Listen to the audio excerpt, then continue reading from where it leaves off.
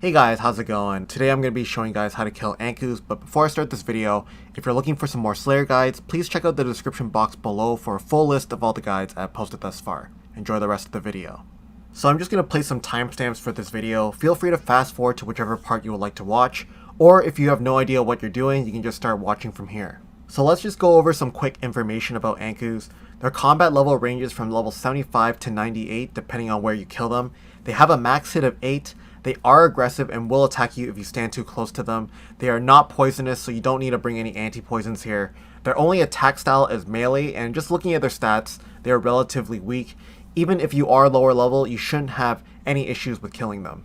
So here are just some recommendations before jumping into this tutorial. The Salve Amulet that you get as a reward for doing the Haunted Mine quest is something to consider because it gives a 15% boost to melee accuracy and damage. It can only be used for undead creatures, and the bonuses do stack with Void Armor, but it does not stack with the Slayer Helmet bonuses. You can also do the Tarn's Diary mini quest to make that 15% melee damage boost and accuracy boost to 20%, and if you need the amulet for Ranger Magic, you can also imbue the amulet at Nightmare Zone for 800,000 points, so it gives a 20% damage and accuracy boost to those attack styles. My recommendation for the Salve Amulet is that if you have a Slayer Helmet, forget about the Salve Amulet altogether and just wear your best gear, but if you do not have a Slayer Helmet, try to wear the Salve Amulet with Void Armor if you can, or with whatever armor that you have, because the stats are very similar for killing undead creatures. Another common item that people like to bring for Slayer tasks is the Dwarf Multi-Cannon, so if you finish the Dwarf Cannon quest, you can buy a Dwarf Cannon and Cannonballs from the Grand Exchange,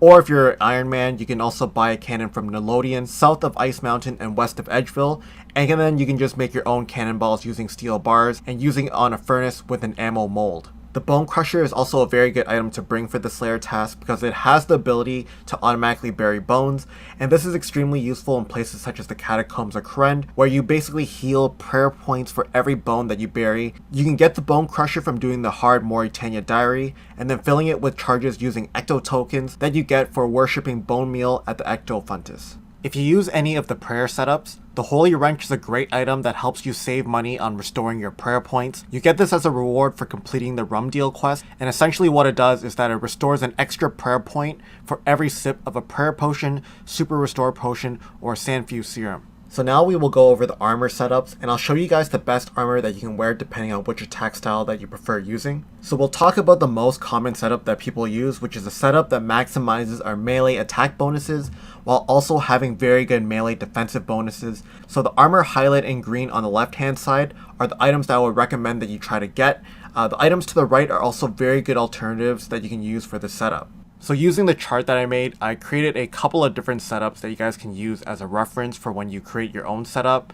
And like I said before, these are just templates. Don't be afraid to alter it to your own liking. So we'll now talk about a setup that maximizes our melee attack bonuses while also focusing on maximizing our prayer bonus. This is a highly used setup because you can use prayer to negate all of the monster's attacks, and you don't have to worry about bringing food with you. So the armor highlighted in green on the left hand side are the items that I would recommend that you try to focus on. The items to the right are also very good alternatives that you can use for the setup. So using the chart that I made, I created a couple of different setups that you guys can use as a reference for when you create your own setup. And like I said before, these are just templates. Don't be afraid to alter it to your own liking. So we'll now talk about a ranging setup, and this setup is great if you're looking to safe spot these monsters, or if you're looking to face them head on if you have a higher combat level. So the armor highlighted in green on the left hand side are the items that I would recommend that you try to get. The items to the right are also very good alternatives that you can use for this setup. So using the chart that I made, I created a couple of different setups that you guys can use as a reference for when you create your own setup. And like I said before, these are just templates. Don't be afraid to alter it to your own liking. You may also consider using magic, although it's not a very common setup that people use. On this chart here, I've listed some of the best armor options highlighted in green on the left hand side, and the items to the right are also very good alternatives that you can use. However, you will need to figure out for yourself which magic spells that you want to cast. You can use the normal spellbook, you can use the ancient magic spellbook, you can also use Iban's staff if you've done the Underground Pass quest, or the Trident of the Seas, which you can get from the Kraken boss. You have a lot of different options, so make sure to do your own research and find a spell that works for you. So using the chart that I made, I created a couple of different setups that you guys can use as a reference for when you create your own setup. And like I said before, these are just templates. Don't be afraid to alter it to your own liking. Lastly, you may also choose to kill Ankous in the wilderness, and if you do kill them in the wilderness, you may have a chance of encountering another player who might attack you for your items. So I made a cheap welfare setup that you guys can use for yourselves, and you can see on the right side what I'm risking, so it's very affordable if you do get killed. Now that we talked about armor setups, we will now talk about the 4 different locations for where you can find Ankous. So we'll start off with the Stronghold Slayer cave, and this place is probably the most popular because you can also use your dwarf multi-cannon here. The fastest way to get here is by using a Slayer ring with the Stronghold Slayer cave teleport option. You can also use a gnome glider if you completed the Grand Tree quest. One fast way of getting to the glider is by using a dueling ring teleport to the duel arena and then run west till you hit the gem shop. Just click glide Captain Dalber and choose the option Taquer Pre to get to the Tree Gnome Stronghold. You can also use a Spirit Tree to get yourself to the Tree Gnome Stronghold after you've completed the Tree Gnome Village quest. One of the closest Spirit Trees that you guys can use is just located on the northeastern part of the Grand Exchange. Another option that you can use is by using a Necklace of Passage to the Joral's Outpost, and that will bring you just southwest of the Tree Gnome Stronghold. And just taking a look inside the dungeon, you'll see where the front entrance is by the star. The Ankous are located just east of the Bloodvelds, and the Bloodvelds are non-aggressive, so it's very easy to get to. Now I will briefly go over the inventory setups and the quick prayer settings for each attack style, so feel free to pause the video now. That way you guys can set up everything as shown on screen. And just remember though that these are all just templates that you guys can use for yourselves or change to your liking. So here's an example of how I kill Ankous in the Stronghold Slayer cave, and I like to use the bottom right room because there are a lot more Ankous there. You can also see where I like to drop my cannon, and just make sure that your cannon is firing. Drink a dose of your potions, activate your quick prayers, and make sure your auto retaliate is on. So we'll now talk about the Stronghold of Security located in Barbarian Village, and this place is also very popular because you can use your dwarf multi-cannon here. The fastest way of getting to Barbarian Village is by using the Skull Scepter, which you get from combining 4 of the different skull pieces retrieved within the Stronghold of Security. The next fastest option is using an Amulet of Glory teleport to Edgeville and then running south, and if you can't do that, you can just teleport to Varrock and then run all the way west. So just taking a quick look at the map, once you do climb down into the Stronghold of Security, you'll see that there are 4 different levels. The Ankous are located on the bottom floor in depth, so to get to this floor, just keep using the portals at the start of every room, and when you get to the final area, just take the ladder down. When you get to the final level, you'll find that the Ankous are in the northeastern room, so you can just enter any of the doors, just answer some of the questions, and then you'll be able to find the Ankous there.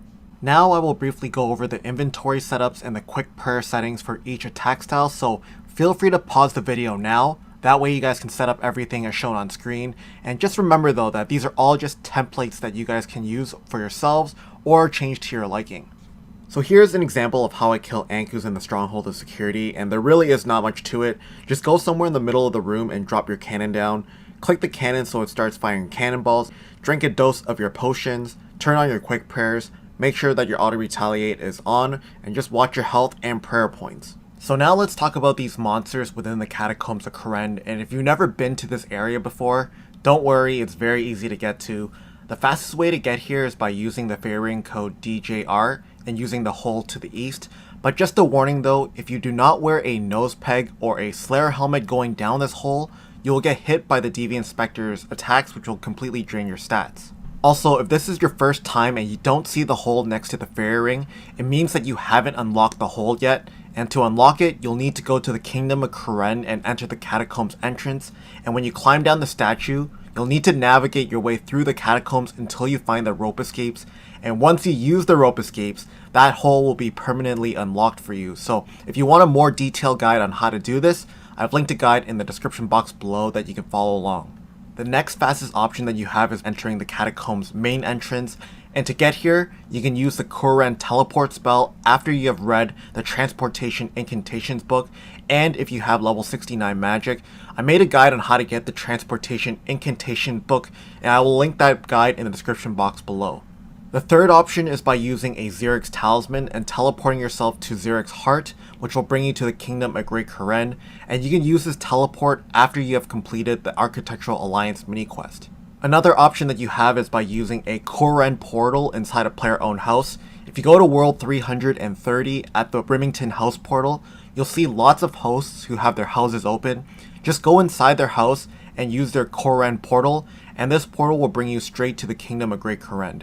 So taking a look at the Catacombs map, if you take the entrance near the fairy ring, all you need to do once you climb down is to go through the Dagonoth room into the Ankous room, and like I said, this is the fastest route you can take. If you're taking the statue entrance located in the Kingdom of Great Kourend, you'll start off in the altar room in the center. At 34 agility, you can run into the southern room with the Cyclopses and take the shortcut into the Anchor room, or if you can't use that shortcut, you can just run east into the Moss Giant room, run south past the Blood Velds and Jellies, and west all the way until you hit the Ankous.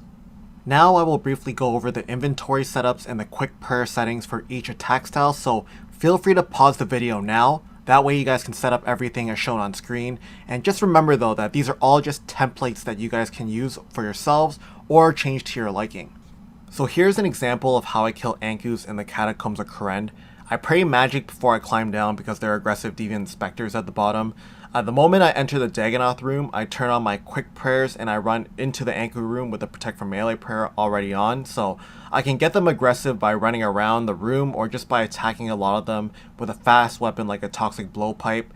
Just make sure to drink your boosting potions, make sure auto retaliate is on, and also keep an eye out for your prayer points because they will drain pretty quickly, so just make sure to drink your prayer potion whenever you're running low. So now we'll talk about the ones at the Forgotten Cemetery, and these ones are located in the wild, so you have to be careful not to risk too much. The fastest way of getting here is by using the Cemetery Teleport in the Arceus spellbook at level 71 magic. Another quick way is to buy a Cemetery Teleport from the Grand Exchange, which will bring you directly to the Forgotten Cemetery. You can also teleport to Bandit Camp using a Burning Amulet and then run northwest. Or if those are not options, you can always just teleport yourself to Edgeville, drink a dose of stamina potion, and run all the way up north until you hit the Forgotten Cemetery. Now I will briefly go over the inventory setups and the quick prayer settings. Feel free to pause the video now, that way you guys can set up everything as shown on screen. And just remember though that these are all just templates that you guys can use for yourselves or change to your liking. So here's an example of how I kill Ankous at the Forgotten Cemetery. So before I teleport out using my teleport tab, I drink a dose of my potion, turn on my quick prayers, and turn on auto retaliate. Once I use the teleport, I usually run all the way south and kill the Ankous there because there are a lot more.